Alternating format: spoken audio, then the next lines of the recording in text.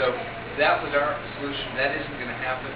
And I'm thinking in its absence, what you got to look for are sort of common sense savings. For instance, if you look at the number of school districts in South Carolina, the legislative audit did an audit that said, if you went out and you raised the minimum school district size to just 2,500 students, I mean, that's not exactly a huge district, to just 2,500 students, minimum school district size, you save $20 million that could immediately go to teacher pay and the classrooms. That's $20 million that you could pick up. There are a lot of little things, so I don't think there's any silver bullet out there. Probably a lot of little things like that. Somebody had, yes, sir? Governor Sandford, over the last 20 years, this area has been very hard left, and we've been able to grow the Republican organization, especially the young Republican organization, because of the help of the council. And this is a place ban, I guess,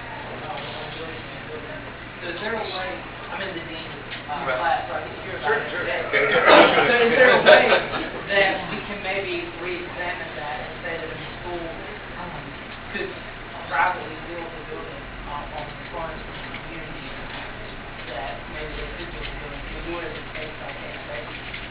Yeah. His question was, hadn't we placed a moratorium on buildings with higher ed in South Carolina? The answer is no. We have proposed one, but we've proposed that for a number of years now. Didn't go anywhere. Hugh Lebanon, though, picked up on it a couple of weeks back, and it seems like there may be some added momentum leading into the next budget control board that may put that into place, but it's not into place right now. The reason we think it's important is increasingly, I believe, and I think the statistics show, we're pricing higher education out of the reach of work in South Carolina. You know, if you look at Clemson, for instance, there's been 13% a year inflation for the last 10 years. Think about that. 13% a year for 10 years straight, up 130% here in 10 years. Similar kinds of curves with a lot of other institutions, less so with the smaller campuses, but it's a real problem. And so first we said, could we have board of regents? I mean, the beauty of an aircraft carrier is you got the guy, I can't remember what the colors mean, but there's a red, I think it means fire suppression or something like that. And the red knows that my job is doing fires, and I'm not going to try and be the captain, and I'm not going to try and be the nuclear energy. I know my job. Now, by knowing your job, you're then free to be the absolute best that you can be at.